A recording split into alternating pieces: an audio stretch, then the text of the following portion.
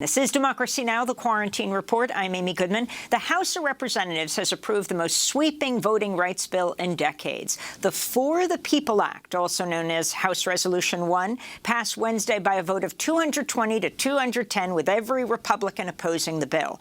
The legislation is aimed at improving voter registration and access to voting, ending partisan and racial gerrymandering, forcing the disclosure of dark money donors, increasing public funding for candidates, and imposing strict ethical and reporting standards on Congress members and members of the U.S. Supreme Court.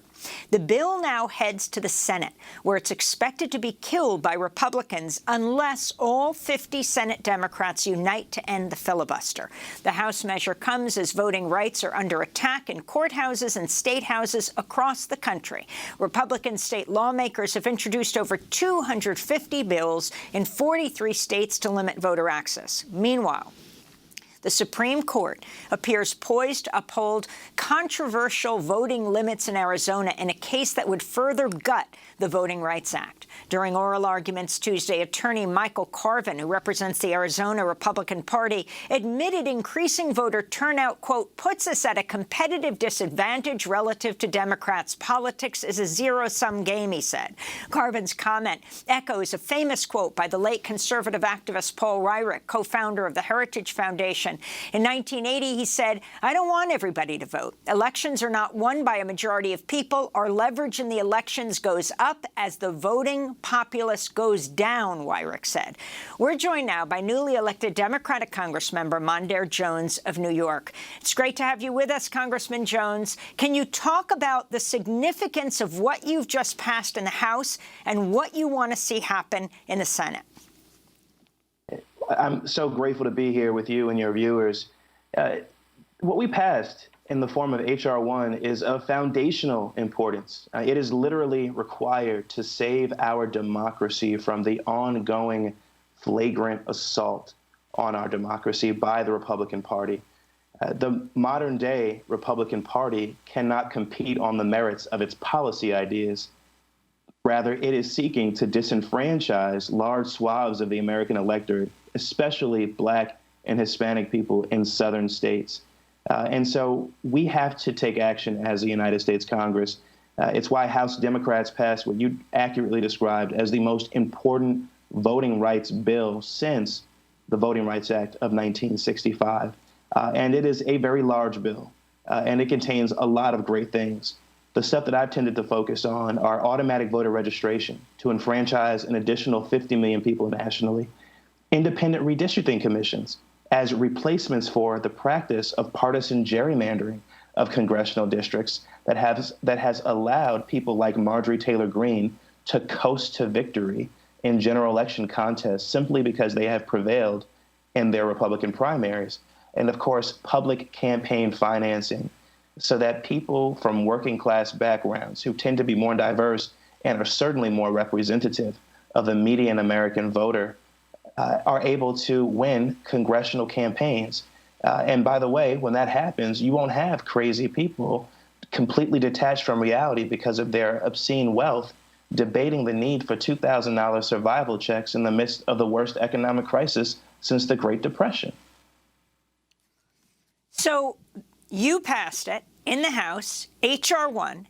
It goes now to the Senate, where it's expected to die because of the filibuster. Can you talk about the use of the filibuster and what you want to see happen? I don't expect it to die. And when I speak to my colleagues, they don't expect it to die either. We are reaching a point where, as the United States Congress, in particular in the House, continues to pass common sense legislation that has bipartisan support, by the way, when you look at stuff like the Equality Act, overwhelmingly, Democrats and Republicans don't feel like members of the LGBTQ community should be discriminated against in housing, in employment, in credit, and so on and so forth.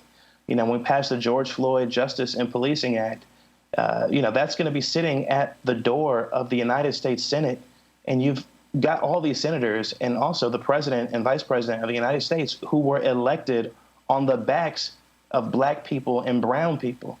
And you're not going to do anything. So I think it's going to be untenable increasingly for people like Kyrsten Sinema and Joe Manchin to to continue to adhere to outdated norms.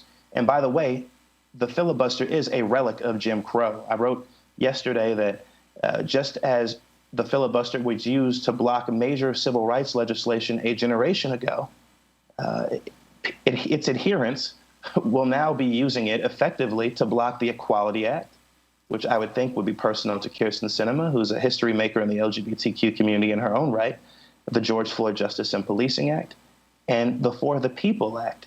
And so I happen to think that if we keep the pressure on, if House Democrats continue to do their job, that folks in the United States Senate will be forced to do the right thing by the American people, to do what they were elected to do. Imagine getting to the Senate and not actually legislating. I mean, what's the point of even running?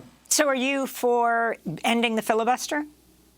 I am a leading proponent in the United States Congress for repealing the filibuster.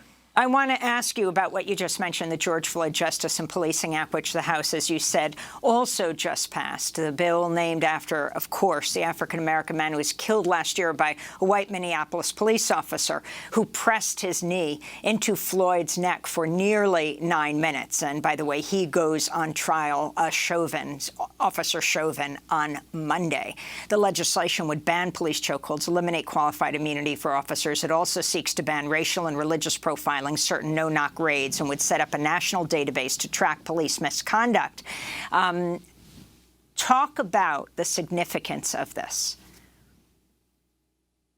It is difficult to overstate the significance of the Black Lives Matter movement, which has led to legislation like the George Floyd Justice and Policing Act. And by the way, this is just the beginning, okay? This is not going to solve the issue of systemic racism, and I'm happy to talk about that as well. But as it concerns this piece of legislation, it was the culmination of those protests that we saw last summer that I participated in, that in some places are still going on. It was described by historians as the most significant civil rights movement since the last civil rights movement. And that is for good reason. For a lot of people, it was clarified for them, particularly white Americans, that systemic racism, that racism in policing is pervasive.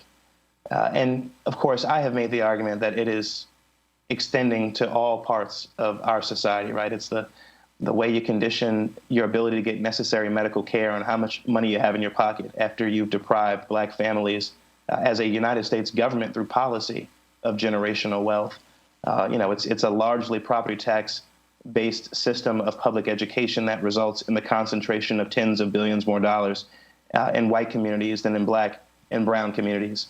But as it concerns this particular bill, it has a lot of support, and it is something that, again, if you want to speak to the constituencies that are getting Democrats elected, and you have any desire whatsoever to retain the majority in 2022, give people a reason to vote for you, and also deliver justice for people for whom justice has been long delayed.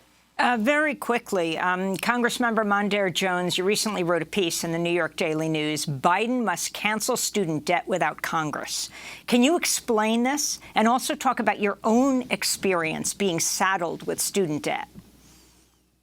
We face a student debt crisis nationally to the tune of $1.7 trillion.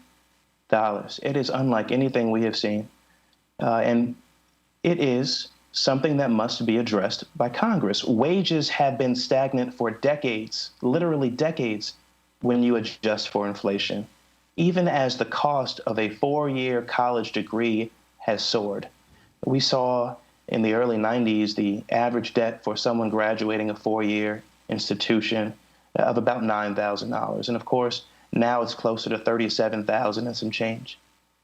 As wages have been stagnant during that same period, of course, we're just now fighting once again to raise the minimum wage, which hasn't changed from $7.25 since 2009.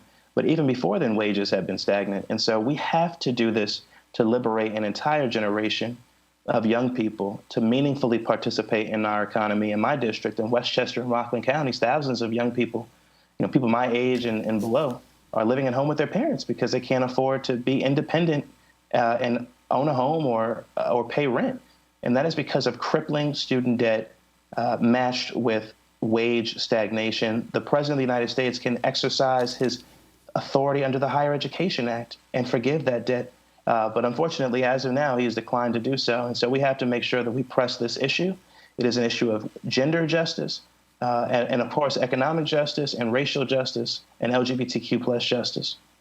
I wanted to finally ask you, Congressman Jones, follow up on a conversation we had yesterday with Temple University professor Mark Lamont Hill and a leading Jewish activist, Mitchell Plitnick, who wrote a book called Except for Palestine, The Limits of Progressive Politics. We were talking about vaccines and Israel, one of the largest recipients of U.S. aid. The fact that the health minister of Israel said Israel is about as responsible for making sure that Palestinians have vaccines. Israel's #1 in the world for vaccinating its own population, as the Palestinian Health Ministry is responsible for dolphins in the Mediterranean. Can you comment on this? Look, I'm not familiar with those statements, but I will say I believe that Palestinians should be vaccinated. I mean, there's just no question about that. And I don't think that anyone can argue otherwise in good conscience. And that Israel is responsible for what's happening in the occupied territories? You know, what I have said is that we need a two-state solution in that region, and also that under the law, Palestinians and Israelis should be treated equally. I've been steadfast in that. And are you saying that Israel should make sure that Palestinians have the vaccines? Yes.